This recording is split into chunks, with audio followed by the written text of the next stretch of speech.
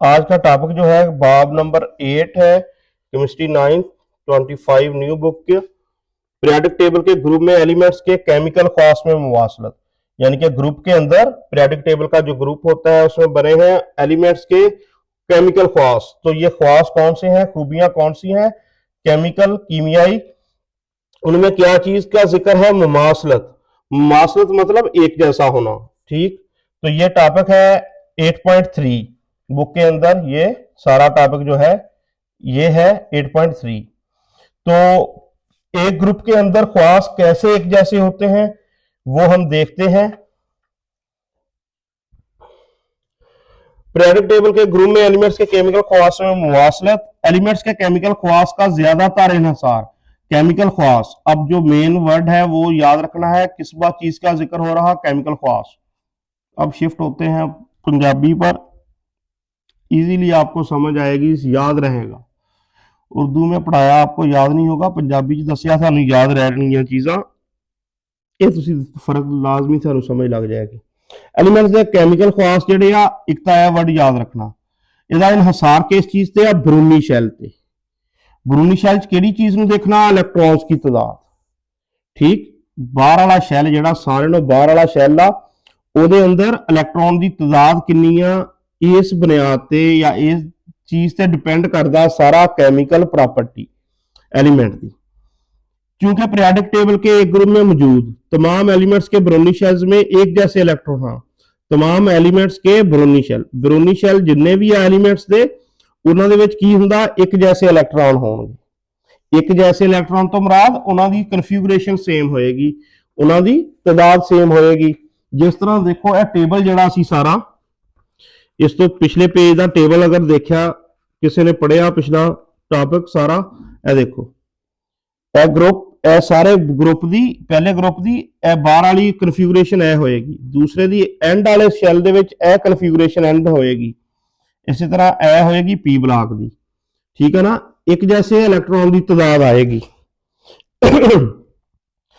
इसलिए उम्मीद की जाती है कि इनके केमिकल ख्वास मिलते जुलते हों। इसलिए उन्हें क्या जी एक्सपैक्टेड उम्मीद यही होती है कि ये बाकी ख्वास भी सारे दे सेम होंगे। ग्रुप 1 के एलीमेंट्स की पहले गल आ। ठीक, ग्रुप 1 दे विच एलीमेंट है किहड़े-किहड़े आ, वो देख लो तुसीं। हुण इत्थे देखो सेम कलर है सारा ग्रुप 1 दे विच, अल्कली मैटल्स। ठीक, लेकिन यह हाइड्रोजन अल्कली मैटल के अंदर नहीं है। हाइड्रोजन नूं उन्हें कलर किहदे नाल कीता वा, इधर देखो नॉन मैटल्स दे नाल। ठीक, हाइड्रोजन अल्कली मैटल शामिल नहीं होएगी, लेकिन बाकी जिहड़ियां वो अल्कली मैटल्स ने सारियां, इन्हां दे ख्वास मिलते जुलते होंगे। यह दूसरा ग्रुप हो गया, और 16वां और 17वां ग्रुप। ठीक, मेन है 4 ग्रुप ही इस टॉपिक के अंदर डिस्कस आ। ग्रुप 1 के तमाम एलिमेंट्स के ब्रोनी शेल्स में की हुंदा जी, सिर्फ एक इलेक्ट्रॉन। टेबल के अंदर असीं हुणे ही देखिया NS1 ਇਹ वाली जिहड़ी सी एक इलेक्ट्रॉन मौजूद है, इसलिए इन एलिमेंट्स की यह अथाह कोशिश है। ये फिर की करनगे, अजहद कोशिश एलिमेंट की करेगा, इस इलेक्ट्रॉन को खोकर कैटाइन बनाए। ठीक, रिएक्शन करने लई वो की करेंगे, अपनी जान छुड़ा लेंगे इलेक्ट्रॉन तो जान छुड़ाएंगे। और आयन किहड़ा बनेगा, जो इलेक्ट्रॉन निकल जाएगा, जान छुट गई है तो पिछे चार्ज किहड़ा रह जाएगा, पॉजिटिव। जिस तरह यह देखो यह कैटाइन आ, पॉजिटिव चार्ज वाला आयन किहड़ा हुंदा, कैटाइन हुंदा, कैटाइन बनाएंगे, जिस तरह सोडियम की मिसाल आ। इसलिए इनको इलेक्ट्रोपॉजिटिव, इस तो इन्हों का नाम की हो गया, इलेक्ट्रोपॉजिटिव मेटल्स। ग्रुप 1 का की नाम बन गया, इलेक्ट्रोपॉजिटिव मेटल्स, यानी कि इलेक्ट्रॉन तो जान छुड़ा के पॉजिटिव आयन कैटाइन बनानी। ये मेटल पानी के साथ भरपूर तरीके से रिएक्ट करके, इत्थे हुण तुसीं हेडिंग बना सकते हैं, पानी के साथ रिएक्शन। ठीक, पानी के साथ रिएक्शन जो है उसकी हेडिंग बन सकती है यहां। ये मेटल्स पानी के साथ भरपूर तरीके से रिएक्ट करके अल्कली बनाते हैं। क्या बनाते हैं, ये अल्कली मतलब बेस, चैप्टर 7 में ये सारा मेंशन है। और हाइड्रोजन गैस खारिज होती है, यह ऑब्जेक्टिवली बहुत अहम आ। हाइड्रोजन गैस वाला जिहड़ा पॉइंट आ नाल, ये अहम आ कि जदों अल्कली जदों मैटल पानी नाल रिएक्शन करदी आ, की बनदा, एक तो अल्कली मैटल का रिएक्शन जिहड़ा वा वो बनादा अल्कली, और दूसरा इच गैस किहड़ी खारिज हुंदी आ, ठीक, हाइड्रोजन गैस, ये याद रखना ऑब्जेक्टिव के लिहाज नाल स्टेटमेंट है। 2Na सोडियम हो गया, 2H2O, 2NaOH। NaOH असी बार बार पढ़िया एसिड बेस के अंदर कि एक स्ट्रोंग बेस आ, ठीक, OH विच नेगेटिव आयन आ। इन मेटल्स की ऑक्साइड बहुत ताकतवर बेसिस है, ठीक, यह हो गया मेटल्स, अल्कली मेटल्स की गल हो रही पहले ग्रुप की, और पानी में हल होकर अल्कलीज देते हैं। तो जो भी पानी च हल होणगे ऑक्साइड जिहड़े आ, हुण पहले मेटल का रिएक्शन सी, हुण की आ ਇਹਦਾ ऑक्साइड, यानी कि मेटल का रिएक्शन कितना ऑक्सीजन आ, फिर बन जाएगा मेटल ऑक्साइड। पहले कली मेटल का रिएक्शन दिता, हुण मेटल ऑक्साइड की एग्जाम्पल दे दी है अगली जड़ी उन्हें, ये गल आ। इन मेटल के ऑक्साइड्स बहुत ताकतवर होते हैं, और असी उस पिछे किहड़ा पढ़िया सी बेस का इंट्रोडक्शन, ਉਹਦੇ ਵਿੱਚ Na2O ਇਹ ਉਹਦੇ ਵਿੱਚ ਮੈਂਸ਼ਨ ਸੀ ਇਹਦਾ ਰਿਐਕਸ਼ਨ बेस वाले टॉपिक। अच्छा, K2O, K हो गया potassium oxide plus H2O, K2KOH, balance करने ਲਈ K2 ਨੂੰ 2KOH हो जाएगा, यह रिएक्शन बन गया। ਹੁਣ ਹੈਗਾ ਹੈਲੋਜਨਸ के साथ रिएक्शन। ਹੈਲੋਜਨਸ ਕਿਹੜੇ ਹੋਣਗੇ? ਹੈਲੋਜਨਸ ग्रुप है सारा ਹੈਲੋਜਨਸ ਆ। ਇਹ 17ਵਾਂ ग्रुप ਜਿਹੜਾ ਹੈਲੋਜਨਸ ਆ, फ्लोरीन क्लोरीन ब्रोमीन आयोडीन वाला है, की इन्हों कहते हैं, इस ग्रुप का नाम है हैलोजन्स। हैलोजन्स क्यों कहते हैं, ये सारा अगे मैंशन होएगा। अल्कली मेटल्स हैलोजन्स के साथ, हैलोजन्स मतलब क्लोरीन फ्लोरीन ब्रोमीन, रिएक्ट करके हैलाइड्स की बनानिया, हैलाइड्स बनानिया। यह वर्ड याद रखना, यह थोड़ा हट के याद करने लिए, हैलाइड्स बनाती हैं 2Na plus Cl2, 2Na plus Cl2, 2NaCl। ਹੁਣ क्लोरीन ਜਿਹੜੀ ਆ, क्लोरीन ਨਾਲ ਬਾਂਡ ਬਣਾ ਕੇ ਇਹ ਇਸ ਸ਼ਕਲ 'ਚ ਮੌਜੂਦ ਹੁੰਦੀ ਆ, ਜਿੱਦਾਂ ਆਕਸੀਜਨ ਨਾਲ ਬਣਾ ਕੇ O2 ਦੀ ਸ਼ਕਲ 'ਚ ਪਾਈ ਜਾਂਦੀ ਆ, ਇਸ ਤਰ੍ਹਾਂ ਹੀ क्लोरीन भी Cl2 ਦੀ ਸ਼ਕਲ 'ਚ ਹੁੰਦੀ ਆ, ठीक। 2Na plus Cl2, 2NaCl। Alkali metals की रिएक्ट करने की ताकत ग्रुप में नीचे की तरफ जाए तो बतदरीज बढ़ जाती है। हाँ, हुण इहदी रिएक्शन करने की ताकत जिहड़ी आ, रिएक्टिविटी, रिएक्ट करने की ताकत या सलाहियत जिहड़ी आ ग्रुप च नीचे की तरफ की आ, बढ़ती आ, ठीक। एक याद रखना, ग्रुप 2 एलीमेंट्स। हुण ग्रुप 2 एलीमेंट किहड़ा वा? ग्रुप 2 दे एलीमेंट्स देख लो तुसीं एक नज़र, बरीलियम तो लैके मैग्नीशियम, कैल्शियम, स्ट्रांशियम वगैरह जिहड़े आ सारे ग्रुप 2 आ। इस मेन जिहड़े सानूं रिएक्शन मिलते हैं ज़्यादा मैग्नीशियम कैल्शियम दे मिलणगे बुक दे अंदर। ग्रुप 2 के एलीमेंट्स भी अपने ब्रोनी इलैक्ट्रॉन्स, हुण इहदे एंड किन्ने आ? 2 इलैक्ट्रॉन होणगे ब्रोनी शैल च एंड ते NS2, ए सी इहदी ब्रोनी शैल दी कन्फिगरेशन, ठीक। ਇਹ 2 इलैक्ट्रॉन ये की करनगे, ईजिली इन्हां तो जान छड़ाणगे, ते चार्ज किहड़ा आएगा? 2 मुस्बत चार्जेस वाले कैटाइन, ठीक। उसदी मिसाल की आ? मैग्नीशियम आ। मैग्नीशियम ने 2 इलैक्ट्रॉन खारिज कीते, इलैक्ट्रॉन खारिज करना या खो देना इस राइट साइड ते लिखा जाता, जो कोई एटम या मालिक्यूल इलैक्ट्रॉन हासिल करता, और रिएक्शन इधर लिखा जाता रिएक्शन दे, ये इस साइड ते लिखा जाएगा जो कोई इलैक्ट्रॉन खो दे, ठीक। 2 इलैक्ट्रॉन जो निकल जाएंगे, पिछे की बच जाएगा? चार्ज इत्ते आ जाएगा 2 मुस्बत चार्ज, कैटाइन बन जाएगा ए वाला मैग्नीशियम। हुण इन्हां दा पानी दे नाल ग्रुप 2 का रिएक्शन कैसा वा? पानी के साथ रिएक्शन ग्रुप 2 में ऊपर से नीचे की तरफ एटम का साइज बढ़ने की वजह से, हाँ, ऊपर तो नीचे की बढ़ रहा, एटम साइज बढ़ रहा, इस वजह तो एटम्स की इलेक्ट्रॉन खोने की कोशिश बेतदरीज ज्यादा होती है, इलेक्ट्रॉन खोने की ट्राई उड़नी बढ़ती रहती है। क्यों? क्योंकि न्यूक्लियस का और आखिरी शैल का फासला बढ़ जाता। इन मेटल्स के ऑक्साइड्स भी बेसिक होते हैं।